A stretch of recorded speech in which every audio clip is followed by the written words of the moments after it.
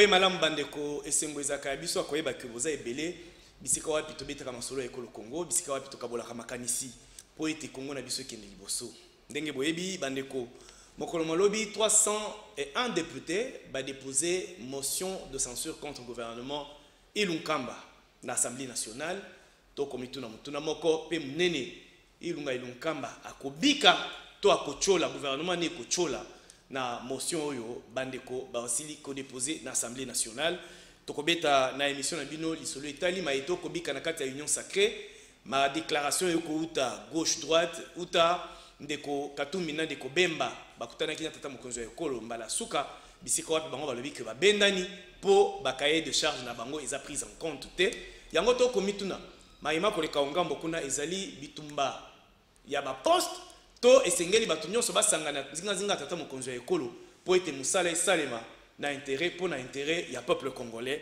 tokosukisa na likambo etali reconfiguration à classe politique congolaise tata mokonzo ya ekolo bwaka kimbela boya bino nyonso to sangana to tonga ekolo na biso elongo awa bandeko FCC baye ekolo bisape mingi place ya FCC ekozala wapi na kati ya union sacrée to bandeko FCC bakopona kokende opposition to komeka otongo wango po Congo etongama mokolo malelo bandeko to yambeli bino moko na bayi mboka moko na bayi politiki bomonaka ye pembeni ya ndeko Etienne Tshisekedi wa Mulumba d'heureuse mémoire mikolo yo boko mona ye ndeko Modeste Bahati na kati ya AFDC et allié ezali Prince Willy Mishiki ndeko boye malamu na bozindo.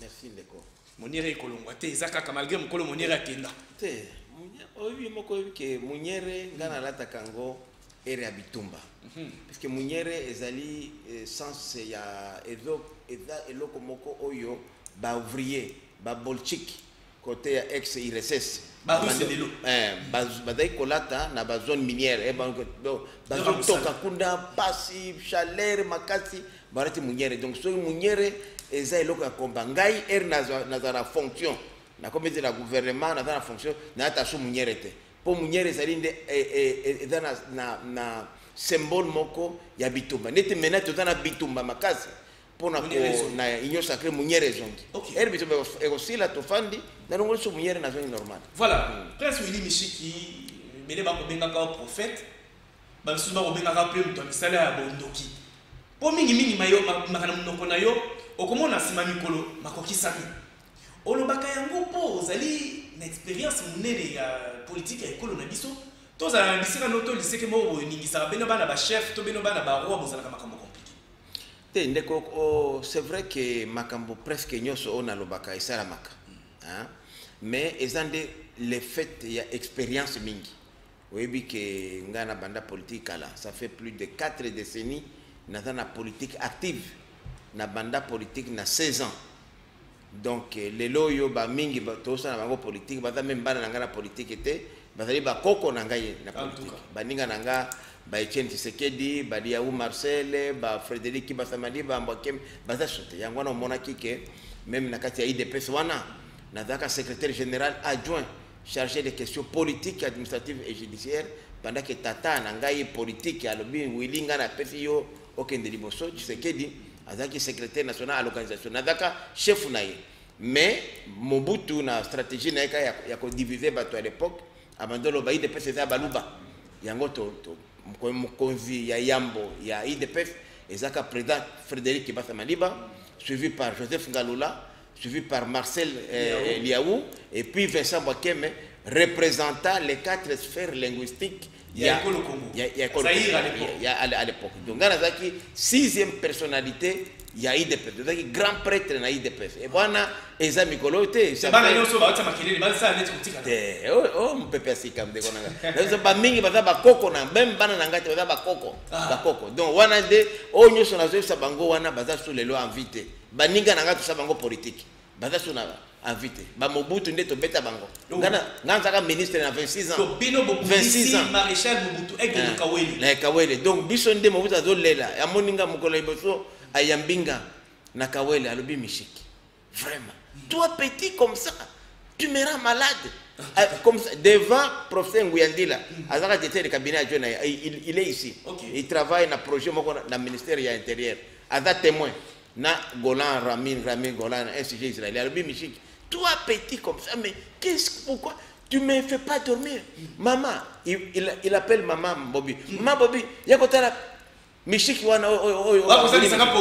Abimi aye, avec papa, aux a marié, je n'étais même pas marié. À l'époque, tu as pas des presses que tu vas les ah, Nabi, ah, Mobutu, kokole batubasi mon point contrôler n'habite maman boy aba obenga na kimi donc en fait touti musika ndeko nanga donc expérience wana ya sika touti puisque makamunyo so ozo ko sala malelo et ça même ba union sacrée to beta ba union sacrée kala les enfants terribles de l'union sacrée de l'isora ne biso ba olenga ko yoyo ba Christian ba dibanga que son âme repose en paix ndeto za ba enfants terribles biso ndeto za l'union sacrée na conférence nationale wana toyi kuna ngai nde Willy Michiki kiba samadiba na Tshisekedi Etienne batindinga na ke no mona ba leader o bazoya ba utira ba intérieur ba uti wapi pot ya société civile na contacté Martin Fayulu société civile Martin Madidi o wana contacté batindinga pona convaincre bango ba rallier IDP. Nous n'avions que 4 délégués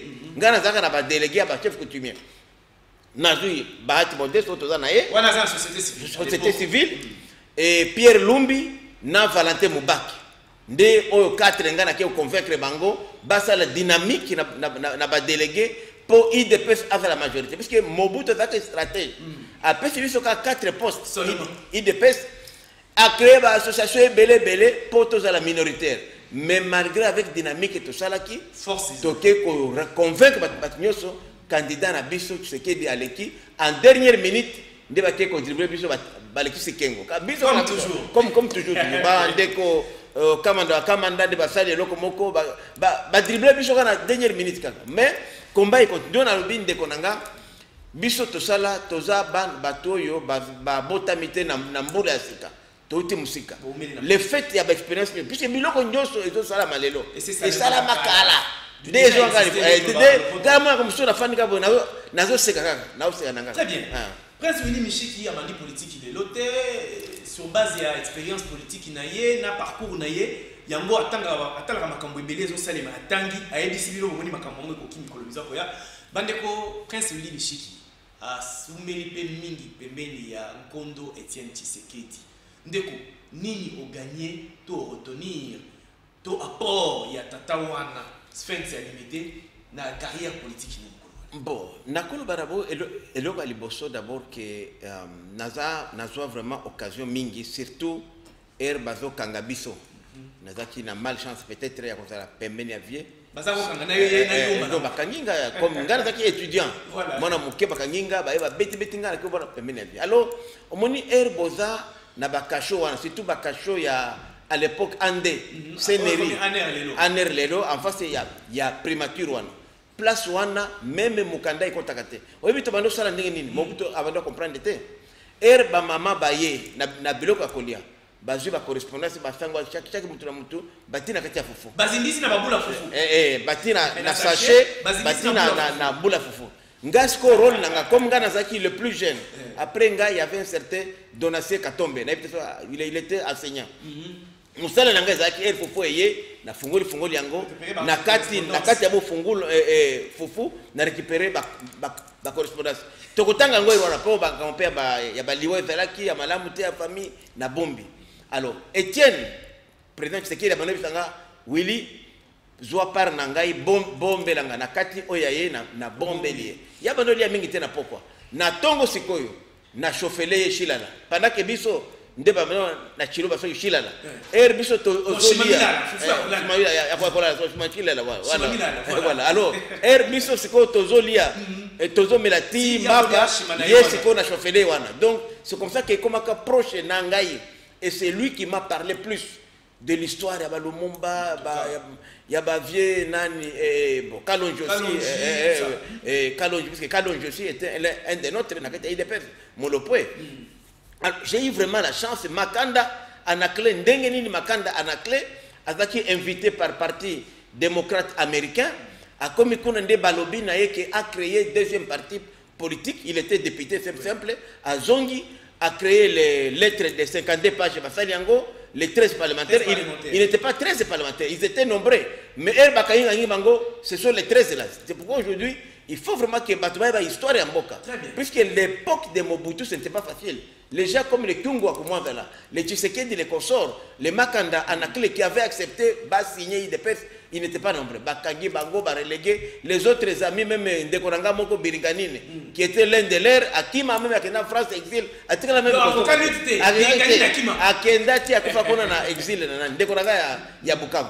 Donc c'était vraiment dire, il faut quand même Bayeba. Alors moi j'avais la chance, na prison. Naïba histoire wana c'est Makanda Anakle qui me Makanda Anakle à Zongi maintenant na invitation na c'était parmi les brillants ceux qui ne connaissent pas Makanda Anakle il fut aussi ancien recteur de l'université de Lubumbashi et biso siko na kati ya IDPS quand on a créé Genève on répondait directement au président Kibasa Maliba et moi les Omer Kamba et consorts nous étions dans les Genève c'était le service des renseignements un jour nous sommes allés infiltrer l'Ande, na komi na Ande, na kotanga kombo na ete, Mutuana, c'est Adam Tepara Biso, il était directeur de cabinet à Goga à l'époque. La Shenga par imprudence, information ok, bako banda ko inokilo biso virus ya sida, poto kufana sida.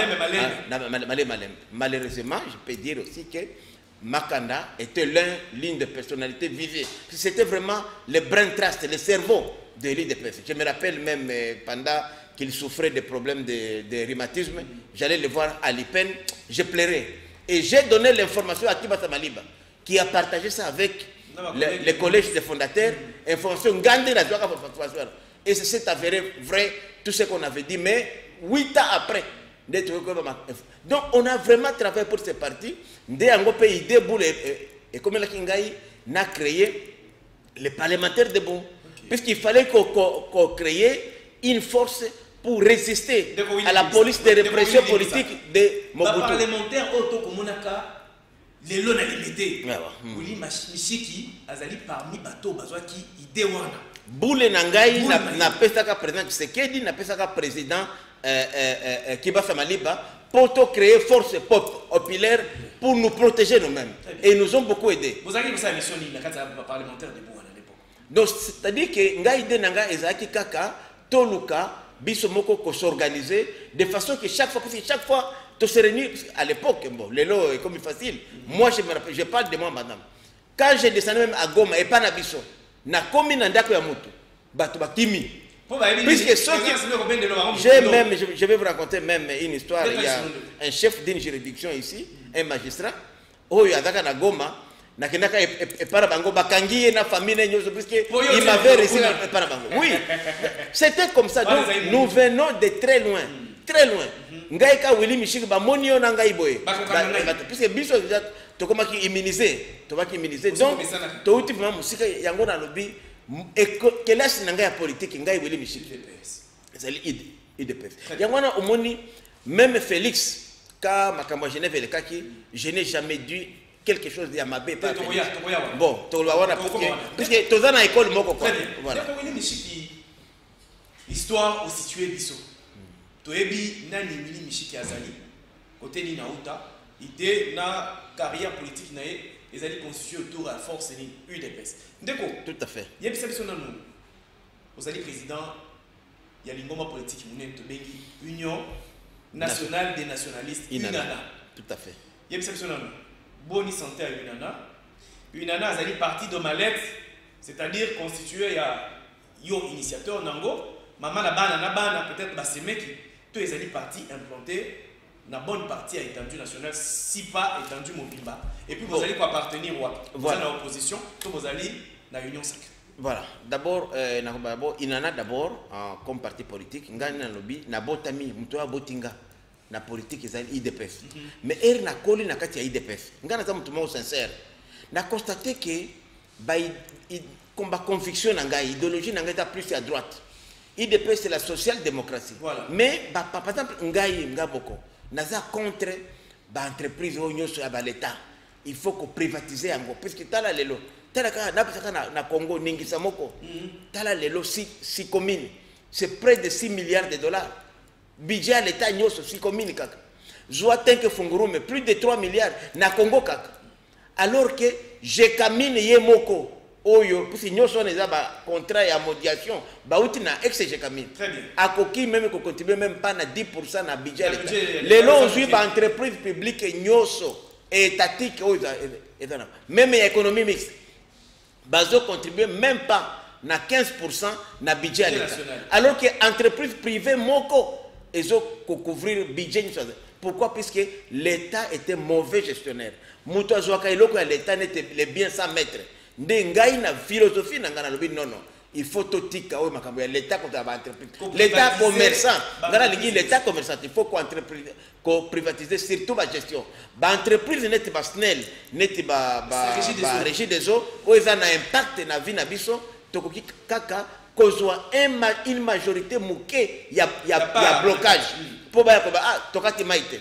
Puisque les lots, par exemple, moi j'ai fait même un sondage. Il y a beaucoup de gens qui sont prêts. Il y a qu'on fout l'otili qui oyo 3 fois, 4 fois, mais ils à la régulière, ils à la bien. Alors, mais il faut que les privés injectent. Na Kinshasa, tous les réseau électrique, ils sont vétustes. Il faut plus de 3 milliards de dollars pour injecter en gros.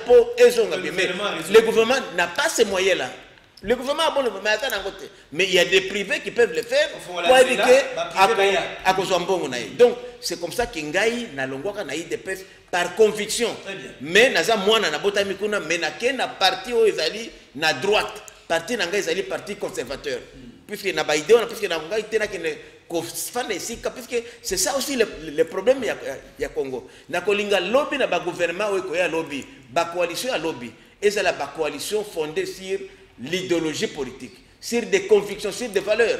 Par exemple, le Sokotali et programme, il y a IDPS, même idéologie Nango, n'a pas perdu. Mais pourquoi les deux partis ne peuvent pas se mettre ensemble? C'est ça le problème. Il faut que plus tard, la coalition, la alliance, et ça, puisque Nganayo, mais les locaux, le gouvernement, vous allez, extrémistes, marxistes, communistes, ils se battent. Donc voilà, bref, Inana. Mais le lot, Inana, je suis très fier, c'est l'un des rares partis, quand même, dans Bokoyo, où ils allaient représenter dans 21 provinces sur les 26. Et en plus, Bisso, comme on a lobby bien, école Bisso est allé depuis. Tout ça, la politique, il y a des médias, il y a des kelele, auquel on a drapeau, siège. D'ailleurs, je suis fier. Les loyaux, siège à Bisso, il y a Inana, ils sont à Gombe. Nous sommes 2-3 partis, bana siège na Gombe, na Rope Forest, comme on a siège à Inana. Depuis 21 ans, Tozawana. Puis, et c'est à Bisso, na Rope Forest. Na Goma, par exemple, immeuble nanga moko ndeza pe siège. Pendant que les grands partis qu'on peut perdre pour citer celui-là, bazana kamo appartement mokebo. Comment une nana peut kozwa immeuble mobimba kotia siège wana alors qu'on peut perdre des partis mnene boikami mboka pendant 18 ans, au-delà de 18 ans, par cause d'un siège moké. C'est-à-dire une nana ça ne solo belé ko les capable. Non non, c'est-à-dire que c'est question il y a conviction. Je peux donner même un parti ami. Moi j'ai dit plusieurs fois parce que j'étais directeur de campagne, il y a Jean-Pierre Bemba, en 2006. Mais j'ai dit à Jean-Pierre, comment Nagoma, parti dans MLC Mounene, il n'y a même pas de bureau. Ce n'est pas normal. C'est pas normal. C'est-à-dire que c'est question, il y a conviction, il y a motopé, il y a pas de vision aux Anango pour un lobby. Donc, moi je fais un effort parce que c'est comme ça que c'est une des raisons qui nous a fait adhérer, enfin, bon, moi et le mieux, et dans l'AFDC allié, puisque je constate que l'AFDC c'est parmi les rares partis politiques où ils ont un siège partout et la plupart des provinces sont propriétaires. Puisque nous avons sacrifié, nous avons sacrifié Ndakonangaï, nous avons le siège à partir. C'est quelque chose qu'il faut quand même reconnaître que c'est ça, en fait, la conviction Bolingo. On ne peut perdre malgré tous ces moyens de l'État Bazali, mais ils ne mettent pas de moyens pour avoir de beaux bureaux, même encadrés des militaires. Il y a un moment que les lots peuvent perdre des yeux aussi, parce que conviction est ça. C'est ça qu'on lit, côté à la poche. Mais il y a 50 ans d'opposition. Contre l'Union sacrée, il dépasse à 37 ans. Il y a 50 ans minimum. Attends, non, tu veux que Oui, des personnes, ça y est 37 ans, il y a opposition. 37 ans, il y a opposition. Il y a aucun tellement combien. Mais dans le lobby, PPRD et les autres qui vont s'opposer à l'Union sacrée au moins 50 ans. Bon, ça, 50 ans d'opposition. 50 ans, minimum. Comme quand on a retraite, on a 8 ans, on a comment on a bangoté. Voilà. Voilà, Prince Midi Michi. Toké dans le mango, dans l'Assemblée nationale, dans le Parlement. 301 députés ont signé motion pour censurer le gouvernement Ilunga. Est-ce que Ndeko Sylvestre Ilunga, actuel Premier ministre, a eu la chance à Kobika? À Kobika, d'abord, c'est que procédure au Salami dans l'Assemblée nationale, j'étais même écœuré comme on a bandeko il y a PPRD et Mosaïque, balongwe na salle, puisque ils ont procédure, ils ont respecté beaucoup les conseils. Cour constitutionnelle, où ils ont la plus haute juridiction, a interprété l'article 101 de la Constitution. Oyo, ils ont copié ça. Ndingisa, Makoki, na bureau d'âge et se comporter comme bureau provisoire. Comme début, il y a législation, il y a mandat. Bureau, balobi peke député national. Asa garçon ya cour c'était, il y a Moutou. Asa garçon te oyo boko bitinda tinda. O boko tinda boyake ne boyaba autorité morale. Député mandat n'est mandat ya peuple. Et à ce titre-là, il exerce pour le peuple et non pas pour les individus. Yango wana balobi ke en même temps qu'il faut maintenant qu'on identifie la majorité à Sika. Et à identifier la majorité à Sika, ndeko ilunga ba yemoko yebi ke ordonnance na yo enomaye le 20 mai 2019 na libellé nango et lobby suite à la mise en place de la coalition FCC Cash majoritaire à l'Assemblée nationale de Banomé. Mais il y a ce qu'il y a boigna intellectuel. Aza septagénaire, plus de 3e âge. Il faut âge à sagesse. Au Monique et Loko et Tiaki on a ebonga. Et Zali sous-souté. Il fallait y par honneur, par dignité, y moko ami benda. Ah c'est la tête qui baya comme des matos il faut abima. Les loyaux c'est quoi? Au lieu abima pas plus. Et ça c'est fait. Au regard, il y a beaucoup de conseils en vertu des articles 146 et 147 de la Constitution et même du règlement intérieur. Il y a l'Assemblée nationale, je crois, articles 214 et 215. Donc, Makambo Salami n'a pas de boigna. Maintenant, c'est quoi? Puisque du moment où, comme il déposé déjà officiellement, il a 48 heures pour la Koya qu'on s'est justifié. Ce qui a été dans les 48 heures, donc d'ici lundi, à se présenter, il est répété des missionnaires. Et non seulement à cause de la déchu, mais aussi il y aura des poursuites pénales pour Naye. Vous voyez que Ilunkamba a géré SNCC. Vous voyez que l'État a SNCC, les lots. Les gens sont impayés depuis plus de 10 ans. Il y a un a commis la primature, d'après Ndenge Toyoki, a antidaté même décret, il y a personnel d'appoint naïe, c'est une faute pénale aussi. Donc, nous sommes bima.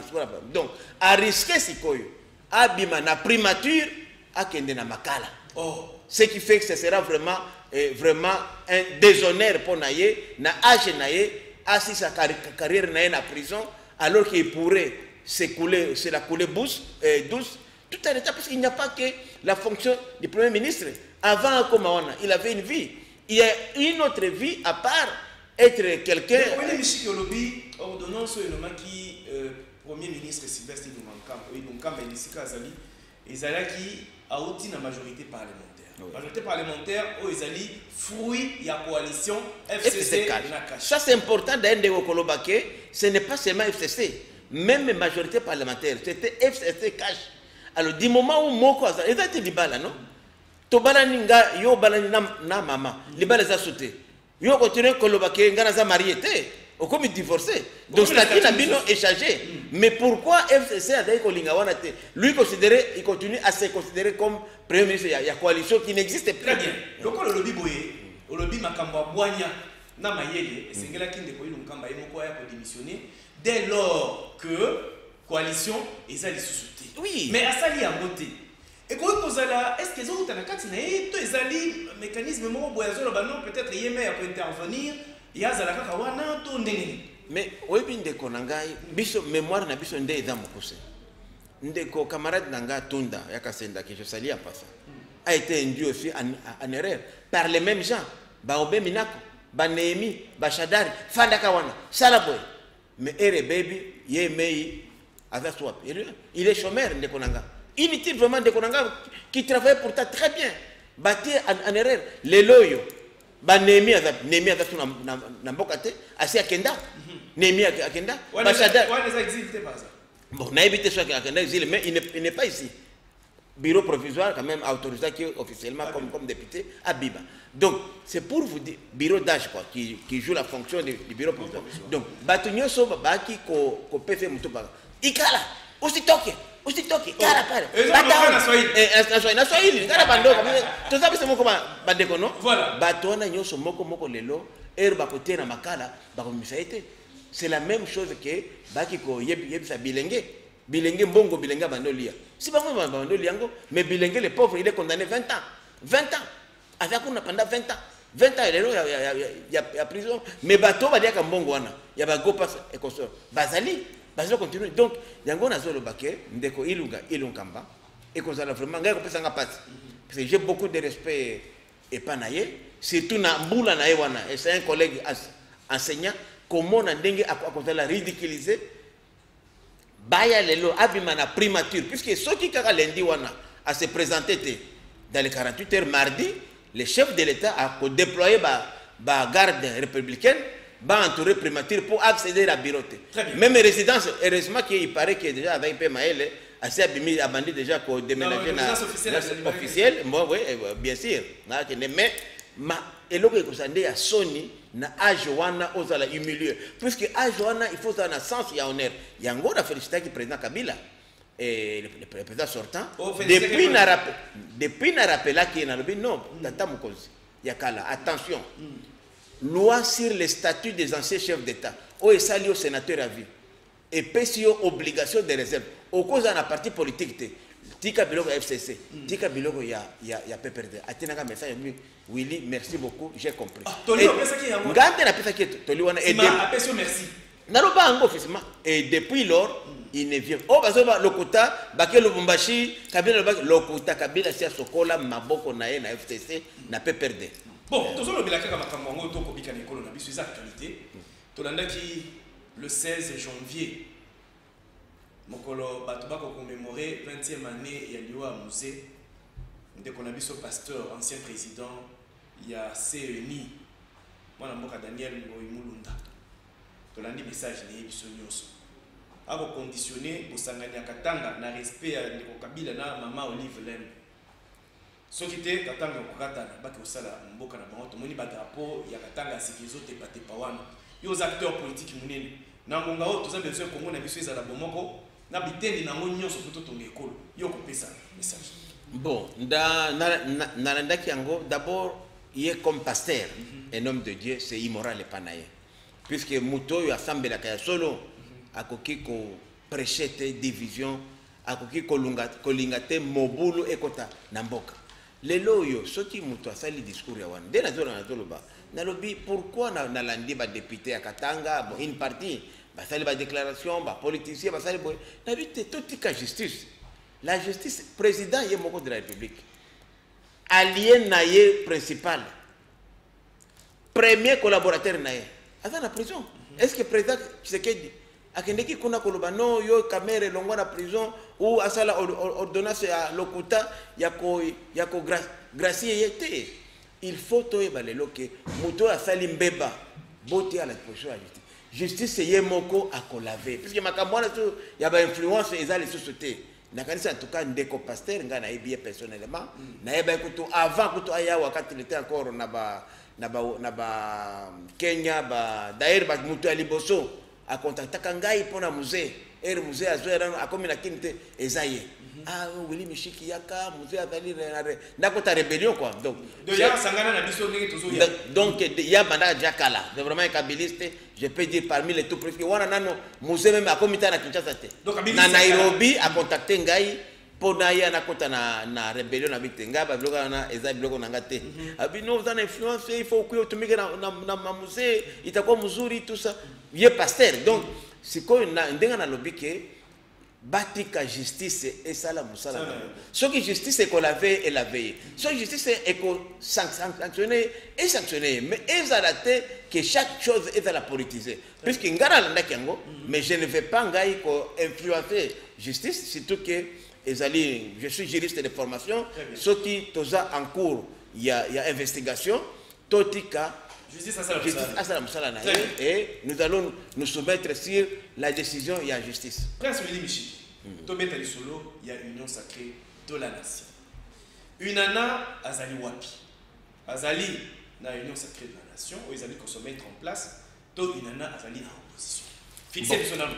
Voilà, Inana Azali na union sacrée puisque lingomba na biso regroupement na biso AFDC allié au ezali ko kamba mama na autorité morale sénateur honorable Bahati Modeste Lukwebo ezali na kati ya union sacrée puisque union sacrée pour na biso ezali lingomba te ke regroupement ezali vision à tata mokonzi alobi totika ba parti na biso ba intérêt partisan totikango total mboka c'est comme dans les années 1940 Rendeko Charles de Gaulle alobaka France unie même plus tard jusqu'à destin même Chirac ils ont appelé à la refondation en France yango appelé Tshisekedi ça donc ce n'est pas du nouveau normalement na kati ya union sacrée tongai tozala te na bingomba ya opposition non même Ndeko Kabila il est le bienvenu dans l'union sacrée. Mais seulement que, bien sûr, il y a un moment où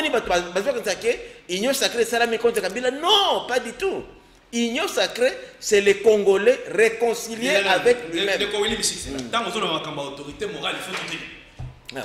Tant que vous avez autorité morale, il faut tout tenir. Yémen, les logiques, Joseph Kabila Kabangé, Inde, aïe, dans l'union sacrée. Très bien, bien sûr. Pourquoi? Puisque l'union sacrée est une coloration politique de mon côté. Yangono moni même bandeko bakende ko mona ndeko Tshisekedi bazo senga ba opéranté ba cahier de charge ba frapper na porte ya mabe. Cahier de charge boko déposer yango nde na informateur puisque yende mutu azo identifier majorité à côté la poids politique de chaque parti et ça makaba président et puis le président de la République n'est pas autorité morale, il y a union sacrée, non. Il n'est qu'un simple initiateur. Donc, l'autorité morale, Azate. Tant que ne peut pas comme monde d'avoir autorité morale, puisque il y a des autres comme Mamboka. Dès qu'on est Michel, une nana Azali na union sacrée de la nation. Il y a une section de rapport là, en tant qu'acteur politique, na la Mouka, les lots. Pour l'objet de l'évacuer Michiki, na la Mouka. Permet à Jean-Pierre Bemba. Pembeni ya Moïse Katumbi, ya ba Matungulu, Adolphe Muzito, Martin Fayulu. Kolongwe yo longwe na Lamuka. Ba bengana ki yo ba longoli yo. To Prince Willy Michiki alongwaki na consentement na yimo. Je crois que Ndeko Martin azolanda biso na ebike alanda kapé kin 24.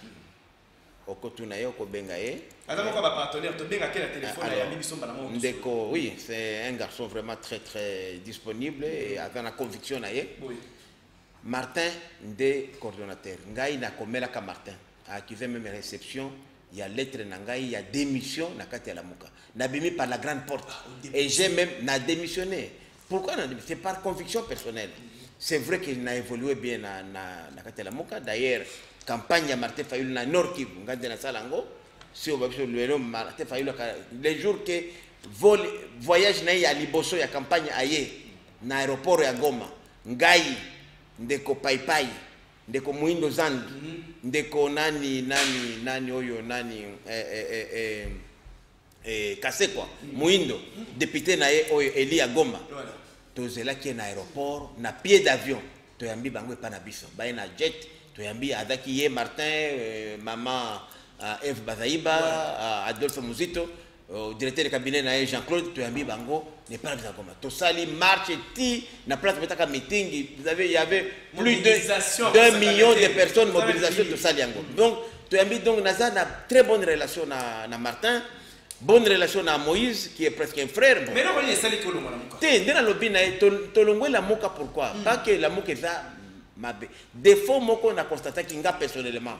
Dans la muka, même d'autres collègues présidents, il y a pas parti, il y a la muka, ils allaient immobilisme. Dans la muka, tous en a lenteur. Il y a prise de décisions dans niveau, il y a présidium. Bazo kokate, moni elo connecti consultation. Ti le loyo la muka et se réunir coordination pour se présidium pour se présenter, pour se prononcer. Alors que toloba ki biso tolobi mais ndeko yo Félix avant ndeko na biso. Ata tozo ka mama mbemba na ba Genève banini mais azan len moko na biso. Combat na biso na Genève ezaka kobundisa. Comme pe cheval pe to fédérer ba force ya opposition pour système ya Kabila to anéantir. Maintenant les lois qui te comme ko tirer ba boulet rouge c'est Félix. Donc tozo fragiliser nde moko ya biso. Donc tozo pesa ba beki na bandeko ya Kabila bazonga suko nyata bisitu ngai moko na mona passe ya bato système na nyoko langa bonyoko le système ya Kabila oyo ngala sala ma beni ni ça mama limbisa ndeko bino mozalaka tango zoli na Kabila Raïs les lorsque qui musale ezate omoni Kabila ko mabe konyo ko le roman na Kabila ndeko yango na lobi na nabi Kabila individualité na ko système OK parce que na ko bisa même vérité Kabila comme personne physique problème ezate vraiment un gentleman. Moi je me rappelle même c'est un blagueur abetinga bi mishiki wewe ungekuwa jemadari ningekufunga ulua Kabila abi yo soko saka général mbele kakangio umeme Kabila. Donc il aime bien ces petites blagues et tout ça. Il est vraiment cool. Mais Mabena yeka moko il est mal entouré. C'est-à-dire entourage na yewana. Moi je vous dis par exemple entourage les aba binoni bozaka na ici. Entourage na yeza ba équipe na ba conseiller na ba collaborateur na ye oyo ba obeminako ba Shadari ba Nemi ngana zaki ministre mais na biso que même tuna Sami Badibanga tuna Chibala Bruno premier ministre parce que bango baza ba pire ngai to évoluer bango na kati IDPS comment na même Kabila boye c'est Nemi qui faisait tout les ministres na makambo ezoleka lelo désordre koti ndenge FCC azana kata ko perdre pouvoir ba kombo wana ezozonga mingi Nemi Shadari Obaminaku. Donc ezaki ndenge pour moi na comme pas président mur moko ezali entre président na bino. Oui, c'est-à-dire que président ezaki disponible ten. Je me rappelle par exemple ngai na gouvernement ya Sami Badibanga. Le président n'a tenu qu'un seul conseil des ministres. Nyonso wana moko kaka. Donc le président tape ça.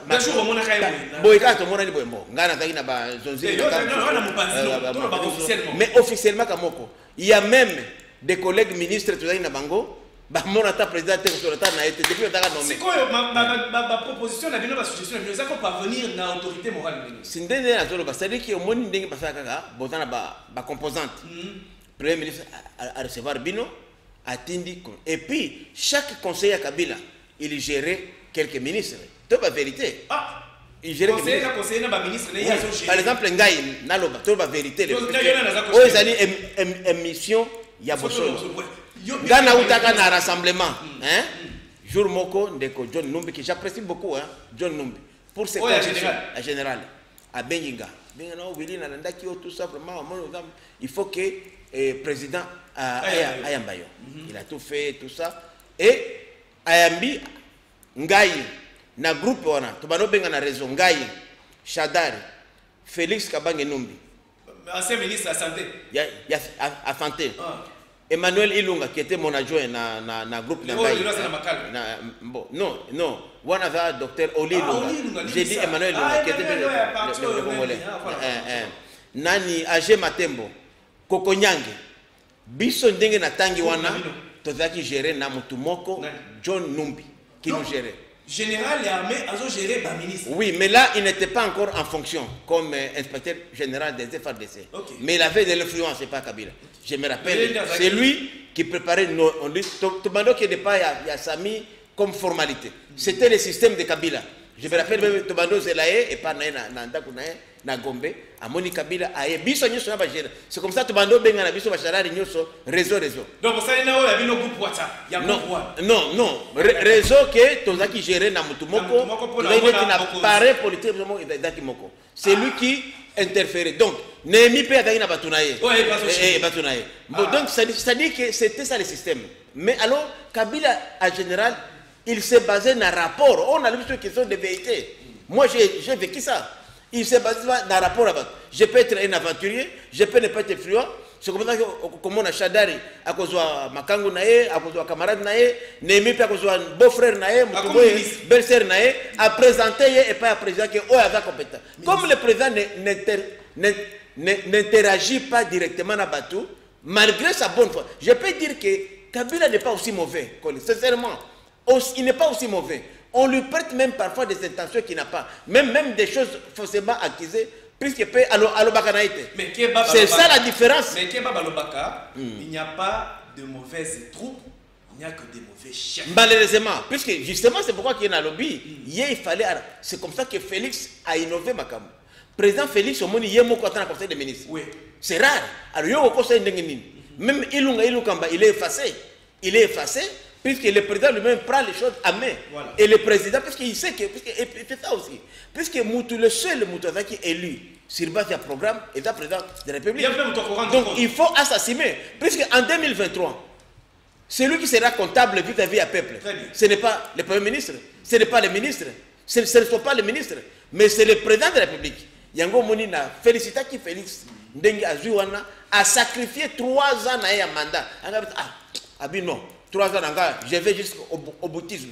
Comme tout ça. Mais le but, n'a qu'une transition. Il y a une boca, il a comme soufflé 2 ans.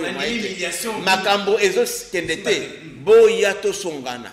Pourquoi tu vas à pot de banane et tout ça. Congo et biso. Totika. Je vous dis, très peu d'hommes politiques aguerris. Naza grand prêtre politique, même un gars peut-être n'a pas ça la félicité. C'est sérieux, il faut le reconnaître. Pour sacrifier 3 ans à mandat nayo, au cas où la pouvoir n'a pas tout. Très bien.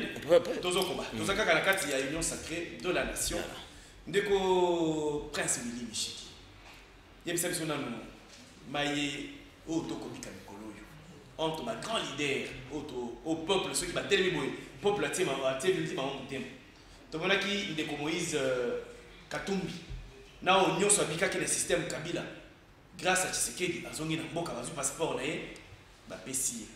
Ndeko Jean-Pierre Bemba ke nyokwa mingi wana keti na base pays azongi. Et comme na kosangana, mutu na mutu ayekola kisa ba posa na ye. Yoko kabela nga boye pona sala na sa ya lekolo, yoko kabela nga boye. To landa kiti ndeko kabundu ndinga lobaki na ba député à FCC. Que ezalaki boye. Mais si quand on est pesi peuple mawa na passe na mutema.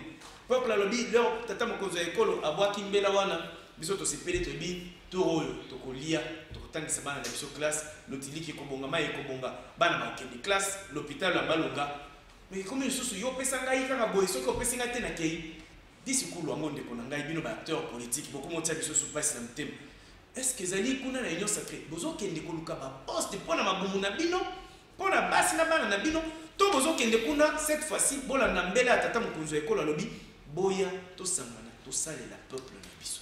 Bon, d'abord il faut qu'on le d'abord que on a une crise de confiance. Oui, il y avait un moment où confiance est à la carte.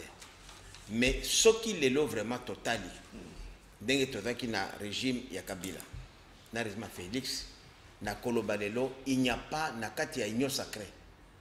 Politicien oyo a joué ba faveur et pas ya président Félix, net Moïse Katumbi. Azate. Leloyo, Moïse, il était traité de portugais, d'italien, de ceci, de cela, de mafiosi, n'importe quoi. Tous les mauvais qualificatifs, même des procès bidons qu'on a montés contre le pauvre Moïse. Nous, ce qui est Moïse, tout ça. On a falsifié l'histoire de Moïse. Mais Ndeko Félix, malgré qu'il est dans l'opposition, a payé ses passeports, à sécuriser à Zongiawa, biloko na e nyoso, ba concession minière na e à Zongiango, ba procès bido wana nyoso e kenda boye, parti na e ba kolinga, ko reconnaître angote et comme reconnu. Donc je peux dire aujourd'hui que Biloko Yondeko Moïse Katumbi Azui, et quitte à poste, il y a Premier ministre, et quitte à poste, il y a président, il y a Assemblée nationale. Yemoka Moïse, Ndeko Jean-Pierre Bemba, voilà. dont j'étais de campagne en 2006. Bemba Ayaki Awa. Même place à Kofanda, Ndaka Papa Nae. Ake Koluka Kuna, na Bajebe, donc, le loyo, Jean-Pierre, c'est vraiment.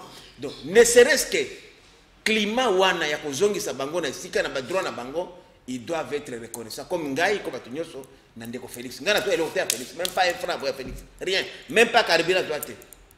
Même pas aucune faveur. Mais au moins Bango Azoa. Bahati modeste Azoa est le côté. Mais Bisso, tu adhéré à l'union sacrée, pas pour présenter le cahier de charges. Tu adhéré à l'union sacrée, tu adhéré à la vision. Ce n'est pas un regroupement. Il y a un peu qui mal entendu. Il y a un peu comme moi, frottement, ndeko ya nako biso yoke MLC comme ensemble balongo na l'union sacrée. Tout ça na bango. Mais zaki ndeka ka moi frottement muke. Oyo peut permettre bato mingi pesa toli ça pour la éviter balongo parce que na ngina lo baboya na yebi Moïse na yebi Bemba ti lelo to beta masolo boye baza na union sacrée. Jamais ils n'ont écrit que le bateau longwe. Même les députés na bango ba auto signer motion sur les 301 députés, il y a MLC, mais il n'est pas seul. Il y avait 4 députés Bafignac dont Chéribé aucun qui était là. Il y a AMK, mais donc mais Azana na ensemble il y a Moïse. Donc c'est pour dire que c'était aussi qu'à moi Kokoso wana et les Kanaki et permettre à tout le monde de comprendre que l'union sacrée est allée course à ma poste. Ce n'est pas une blanchisserie politique qui est commis sous la pose de Pembe. Non, ils allient vision, tu adhères à la vision. Ce qui te joue est le qu'on a tamien. Ce qui te joue est mais biso et le qu'on ils allient quoi animer biso. Ils allient qu'on le changement en boca et ça là.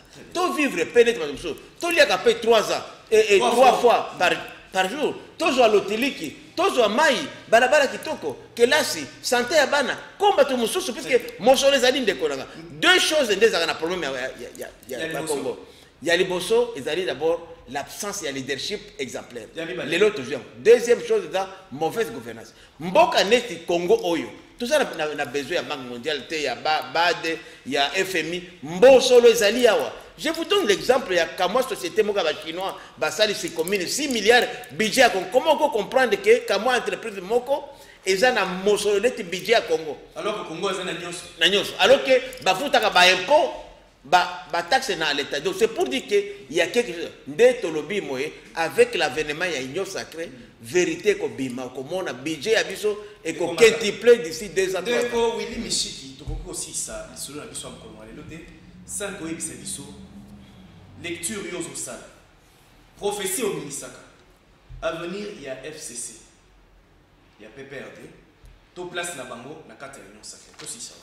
Bon, d'accord, sincèrement que je ne vois pas même opposition au bateau. C'est bien, mais il faut résister à l'opposition. D'abord, justement, c'est que biso to bando sala kala eloko mo ba bimina sala eloko muke basali marche contre donc ba kozana opposition moko ya passe sana. Je crois que il y a passe mingi. Nakanisi que je ne vois pas vraiment l'avenir. Il y a d'abord FCC ils a soutenu 70% il y a un regroupement parce que FCC ils a composé un regroupement. Ce hôtel il regroupement il y a FCC, ba ADRP, ba AAB, ba ABC, ba ABCE, ba AA 70% nango comme une union sacrée. Qu'est-ce qui reste encore les lots na FCC? Ce que lobby PPRD c'est le seul parti, je peux dire les lots. PPRD est allié, Oyo est resté fidèle na FCC originel. Avenir il y a PPRD dans le surtout les lots avec les retraits. Il y a ex-autorité morale na bango na affaires politiques Kabila, donc PPRD est appelé à disparaître. Nazo que PPRD a koya na formé avec les jeunes comme Kanga, Pungu et consort, constituer sous PPRD mususu, mais oya les lotes. Il y a Bachadari on a zomo nangote vraiment. D'ici en tout cas une année et qu'on disparaître de façon que na élection à lobby PPRD et puis PPRD comme il comptait plus sur Kabila. Et Kabila vient de se retirer des affaires politiques en vertu, il y a loi sur les statuts des anciens chefs d'État. C'est pourquoi j'ai dit même à mes amis de l'Union sacrée qui nous rejoignent, en particulier les amis de l'IDPS et consorts, que Kabila n'est pas notre ennemi. Cessez de tirer sur Kabila. Kabila, c'est un ancien chef d'État. Il est patrimoine de la nation. La preuve, il vient de prendre congé de PPRD et du FCC pour appartenir à... Nous devons considérer Kabila comme un patrimoine national du Congo. Très bien. Quand le président Yemoko Lobaka, Kabila Azali partenaire, il y a alternance. Tout à fait, tout à fait. Il faut le reconnaître. Tala lelo na Côte d'Ivoire, ndeko. Côte d'Ivoire, Ouattara, qui était vanté par la communauté internationale, a doublé mandat Moussoussou. Tala na Guinée, tala même na Congo, Brazzaville, partout. Donc il faut quand même, même na Rwanda, il faut reconnaître quand même que Kabila, malgré tout ce qu'on peut lui prêter comme mauvaise intention, mais quand même, il reste dans l'histoire du pays comme un ancien chef d'État vivant. Et nous voulons que cela puisse continuer. Dès que Michel, t'as la caméra, passer le message dans 30 secondes. Caméra, le bela, Bayimboka Bakolanda. Bayimboka na kolanda bino ke mboka ezalaki na kriki. Ndenge tata Mugundiaka abandolo mboka taso na kriki te. Nzambe a bénir biso, a pesi biso un leader visionnaire. Oto bando luka. Et loka etikali ke biso nyoso toya kosunga union sacrée. To pese majorité parlementaire pour que ba chapelet d'intention wana tata Mukonzi a énuméraki na discours na ya le 6 décembre ezala réalité. Ce qui réellement to sali biloko wana na Congo na yebiso bandeko nanga dans 3 à 5 ans Congo oyo mututa musu batu ya poto nyoso bakozonga awa na puisque poto Congo ikozala poto mususu na kati ya Afrique. Toto ndio bandeko maloba ya Prince Willy Mishiki nde sukisi solo na biso mkolmo lelo ndeko le Mishiki to yambio ozali président national ya Union nationale des nationalistes UNANA parti na kati ya Union sacrée toto na FDC et alliés regroupement ozali pour soutenir vision à chef de l'État ya Union sacrée toto ndio ya kindeko pour mkolmo lelo bandeko to sukisi nzambe batele ko Congo pesa boanya na maele na bakambi batela Félix Antoine Tshisekedi tata Mokonzi eko tokota imiza kolongiza ko ya au revoir.